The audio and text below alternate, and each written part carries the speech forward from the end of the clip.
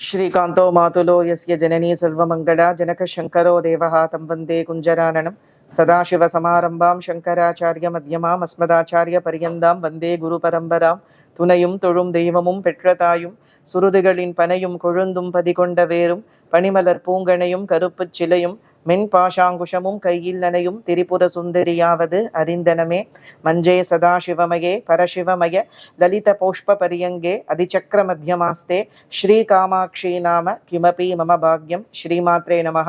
ராஜராஜேஸ்வரியான காமாட்சி பரதேவதையினுடைய அவ்வியாஜமான கருணா கடாட்சத்தோடையும் ராஜவாராகி அம்பாளுடையதான பரிபூர்ணமான கருணையோடையும் கூட வாராகி மாலையினுடையதான வைபவத்தை சிந்தனை செய்து கொண்டிருக்கோம். அந்த வரிசையிலே மூன்றாவது செய்யுளுடையதான வைபவத்தை சிந்தனை செய்ய போறோம். அதாவது சில செய்யுட்கள் நமக்கு பார்க்கறதுக்கு கொஞ்சம் தெய்வீகனுடைய உக்ரத்தை சொல்லக்கூடியதாக இருக்குன்னு நாம நினைக்கலாம். அதாவது சத்ரு நாசம் அப்படின்னா என்ன அர்த்தம்னு கேட்டாக்க, வெளியிலே விளங்கக்கூடியதான சத்ருக்கள் மட்டும் கிடையாது, உள்ளே விளங்கக்கூடிய சத்ருக்களும் கூட நமக்கு கெடுதல் செய்விக்க கூடியவர்கள் தான். உள்ள என்ன சத்ருக்கள் இருக்கான்னு கேட்டாக்க, காமம், குரோதம், மோகம், லோபம், மதம், மாத்சரியம் எனும்படியான 6 சத்ருக்கள், 6 எதிரிகள். இந்த காம குரோதங்கள் இருந்தாக்க நம்மால இறைவனை அடைய முடியாது. இறைவனை அடைவதற்கு ரொம்ப இவைகள் தடுத்து நிறுத்தக்கூடியதான ஒரு விஷயங்களை செய்யறா. அப்போ இந்த சத்ருக்களை அழிக்கணும்னு சொன்னாலும் கூட, அதாவது இந்த 6 சத்ருக்களும் நம்மை விட்டு போகணும் அப்படின்னா அம்பிகையினுடைய பாதார விந்தத்தை வணங்க வேண்டியது அவசியமானது. பகவதியானவள் எங்கிருந்து வந்தா? ராஜவாராகியாக விளங்கக்கூடிய தேவியானவள் எங்கிருந்து உற்பத்தியானான்னு கேட்டா, பராசக்தியினுடைய புஷ்பபானங்களில் இருந்து உற்பத்தியாகி வந்தாங்கிறது லலிதா உபாக்யானம். தேவியான காமாட்சி தேவியானவள் தன் கரத்திலே விளங்கக்கூடிய புஷ்பபானங்களில் இருந்து தாமரை, அசோகம், மாம்பூ, நவமல்லிகை, நீலோர்பலம் எனும்படியான 5 புஷ்பங்களை பராசக்தி தன் கரத்திலே தாங்கி கொண்டிருக்கா. அந்த புஷ்பபானங்களில் இருந்து தண்டநாயிகா எனும்படியான ஒரு நாமத்தை உடையவளாக, தண்டத்தை கையிலே தாங்கிக் கொண்டு விளங்கக்கூடியவளாக அந்த பகவதியானவள் உற்பத்தியாகி வந்தா. அப்போ அந்த அம்பாள் எதை சொல்றா, அந்த வாராகி எதை சொல்றான்னு கேட்டாக்க, 5 இந்திரியங்களை குறிக்கக்கூடியதுதான் பஞ்ச புஷ்பபானங்கள் 5மே. அதாவது மனோரூபேக்ஷு கோதண்டா பஞ்ச தன்மாத்திர சாயகா. மனோரூப யுக்ஷு கோதண்டா, மனசின் வடிவான கரும்பு வில்லை கரங்களிலே தாங்கினவள். பஞ்ச தன்மாத்திர சாயகா, 5 தன்மாத்திரைகள் வடிவிலே விளங்கக்கூடியதான 5 இந்திரியங்களுடைய வடிவான 5 புஷ்பபானங்களை, அதாவது மலர்கனைகளை தன் கரத்திலே தாங்கினவள்னு லலிதா திரிபுர சுந்தரிய காமாட்சி தேவிய சகஸ்ரநாமா சொல்லறது.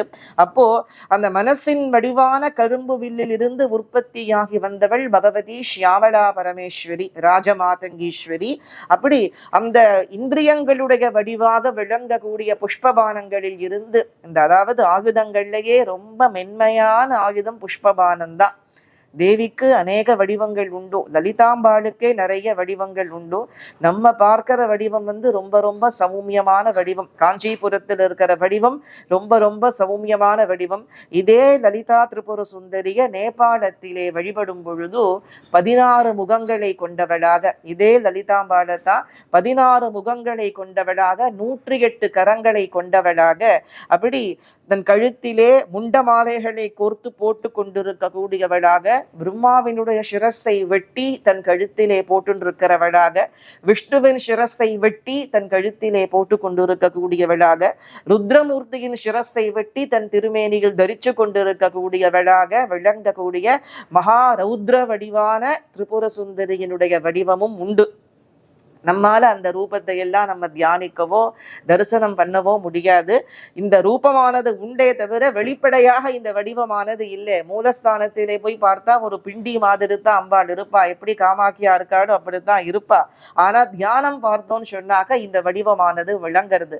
அது போலத்தான் பரம சௌமியமான லலிதா மகா திரிபுர சுந்தரிக்கே இப்படி ஒரு வடிவமானது உண்டு அப்படிங்கிற மாதிரி அந்த ரொம்ப மென்மையாக விளங்கக்கூடியதான அந்த புஷ்பபானங்களில் இருந்து தான் தண்டநாயகியினுடையதான ஆவிர்பாவமானது பக்தர்களை கண்டிக்கிறதுக்காக வேண்டி. அதாவது அம்பாளே சொல்றா, இந்த பிரம்மத்துக்கிட்ட பயம் அப்படிங்கிறது எல்லோருக்கும் இருக்க வேண்டியதுதான். உபனிஷத்தில் உமாதேவி சொல்றா, எனக்கு பயந்துதான் சூரியன் பிரகாசிக்கிறது, எனக்கு பயந்துதான் அக்னி ஒளி வீசறது, எனக்கு பயந்துதான் காற்று வீசறது, எனக்கு பயந்துதான் இந்த பூமியும் அணுவையும் தாங்கிறது அப்படின்னு சொன்னாக்க, இந்த உலகிலே பிரம்மாவோ விஷ்ணுவோ என் பத்தியா விளங்குற பரமசிவனோ கூட எனக்கு முன்னே கர்வத்தோடு நிற்க முடியாது அப்படின்னா நீங்கள் எல்லோரும் எம்மாத்திரம் அப்படின்னு கேட்கிற அம்பாள். அப்போ அம்பாள் கிட்ட எந்த அளவுக்கு அந்த அன்பு, அந்த பிரேமை, அந்த பக்தி நமக்கு இருக்கணுமோ அது போல அவள் கண்டிப்போடே விளங்கக்கூடியவள். தவறான பாதையில நாம சென்றோம்னு சொன்னாக்க நம்மை தண்டித்து திருத்தக்கூடியவள் அப்படிங்கிறவளும் அம்பிகை என்பதை நாம் உணர வேண்டும். அதற்காக வேண்டித்தான் பரம சௌமியமா விளங்கக்கூடிய உமாதேவியே என்ன செய்கிறா, தாருக சம்ஹாரத்தின் பொழுது தாருகாசுரனை சிரசிலே அந்த அவனுடைய தன் கையிலே விளங்கக்கூடிய வாழாள் அவன் தலையை வெட்டி அந்த ரத்தத்தை பானம் பண்றாங்கிறது சிவமகா புராணம். அவ்வளவு சௌமியமா விளங்கக்கூடியவள் தான் உமாதேவி. அவளை விட கருணாமூர்த்தி கிடையாது. அவளை பார்க்கறதுக்கு, ஏன்னா இந்த பண்டாசுரனே லலிதா தேவியானவள் உற்பத்தியாகி வந்த பொழுது, அதாவது ஆவிர்பவிச்சு வந்த பொழுது, உற்பத்தின்னு சொல்லக்கூடாது, அம்பாளுக்கு உற்பத்தியே கிடையாது, எப்பொழுதுமே இருக்கிறவள் அவள் ஒருத்தி மாத்திரம்தான். அவளை தவிர மற்றவா அத்தனை பேருமே அழிந்து மறுபடி தோன்றக்கூடியவர்கள். அம்பிகை மட்டுமே எப்பொழுதுமே சாஸ்வதமாக விளங்கக்கூடியவள். அவள் ஆவிர்பவிச்சு வந்த பொழுது இவள் லலிதை, லலிதைனா மென்மையானவள் அர்த்தம். இவள் ஒரு சோனி அப்படின்னானா, அப்படியேதான் வருது மூலத்துல, மூலப்பாட்டத்திலே லலிதோபாக்கியானத்திலே மென்மையான தேகத்தோடே விளங்கக்கூடிய ஒடிந்து விழக்கூடியதான அங்கங்களை உடைய இவளா என்னை எதிர்த்து நின்று யுத்தம் பண்ண போறான்னு கேட்டான் பண்டாசுரன். அந்த அளவுக்கு கோமளமான திருமேனி கொண்டவள் தான் பராசக்தி. அதிகோமளே, அதிகோமளமான துவளக்கூடியதான அங்கங்களை கொண்டவள் தான். அப்படிப்பட்ட பராசக்தி தான் மகிஷனை வதைத்த பொழுது திரிசூலத்தினால் அவனை குத்தி அவனுடைய தன் கையிலே விளங்கக்கூடிய வாளால அவன் சிரஸை வெட்டி அவன் மேல நிருத்தியம் பண்ணக்கூடிய மகிஷ மர்தினியாவும் அந்த பராசக்தி தான் இருக்கா.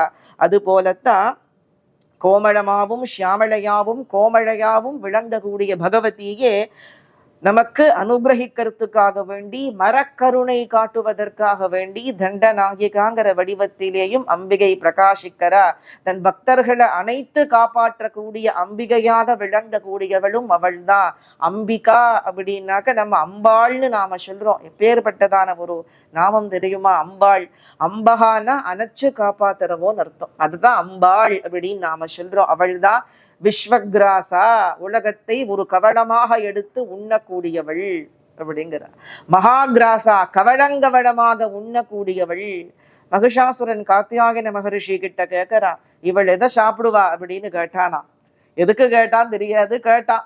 இவள் எதை சாப்பிடுவான்னு கேட்டா. அட மூடா, இவளை போய் நீ எதை சாப்பிடுவான்னு கேட்கறியே, இவளுக்கு பசி எடுத்தது அப்படின்னு சொன்னா கோட்டிக்கணக்கான பிரம்மாக்களை விழுங்கிடுவா, கோட்டிக்கணக்கான விஷ்ணுக்களை இவள் விழுங்கிடுவா, கணக்கில் சொல்ல முடியாத இந்திரர்களை இவள் விழுங்கக்கூடியவள். கவளங்கவளமாக இவளுக்கு பசி எடுத்ததுன்னா அது தீர்ற பரியந்தம் அண்ட கோடிகளை எல்லாம் விழுங்கக்கூடியவள். மூடனே, நீயும் உன்னுடையதான சைன்யமும் இவளுடைய ஒரு பல்லுக்கும் அடுத்த பல்லுக்கும் இருக்கக்கூடிய இடைவெளியை கூட நிரப்ப முடியாதுன்னாராம்.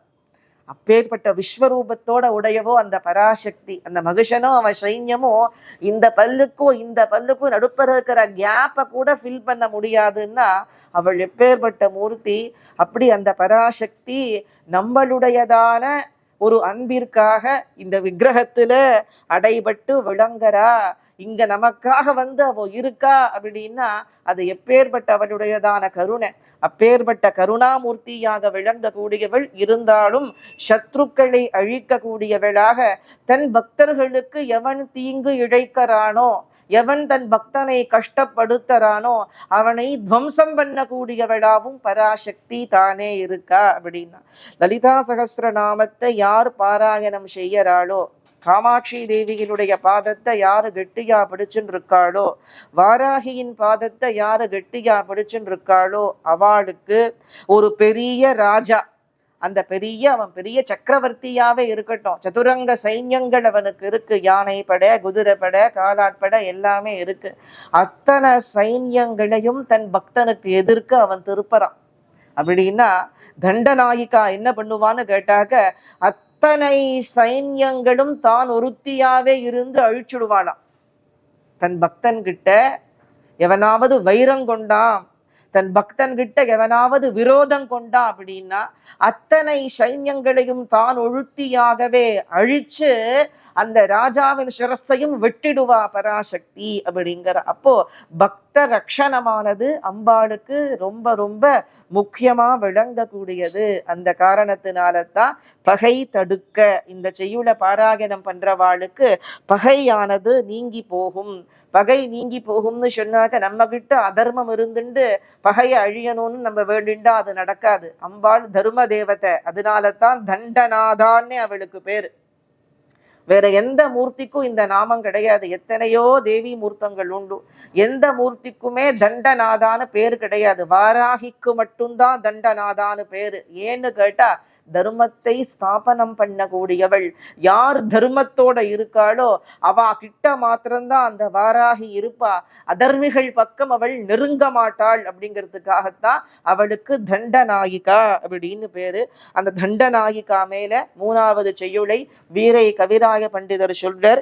மெய் சிரத்தால் பணியார் மனம் காயம் மிக வெகுண்டு கை சிரத்து ஏந்தி புலால் நினம் நார கடித்து குதறி வஜ்ஜிரம் தந்த முகப்பணியால் குத்தி வாய் கடித்து பச்சி ரத்தம் குடிப்பாலே வாராகி பகைஞரையே அப்படின்னு.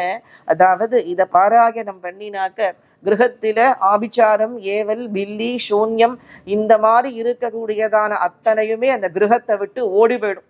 எப்பேற்பட்ட ஒரு கஷ்டம் இருந்தாலும் ஆபிச்சார பிரயோகங்கள் இருந்தாலும் இந்த செய்யுளை பாராயணம் பண்ணினாக்க அது அத்தனையும் அந்த இடத்தை விட்டு ஓடி போயிடும். அப்பேற்பட்டதான ஒரு செய்யுள் இது. அம்பிகையினுடையதான மரக்கருணையை சொல்லக்கூடியதான ஒரு செய்யுள். அறக்கருணை அப்படின்னாக்க அனுகிரகம் பண்ணறது அறக்கருணை. அதாவது தன்னை வழிபடக்கூடியவர்களுக்கு அனுகிரகம் பண்ணக்கூடியது அறக்கருணை.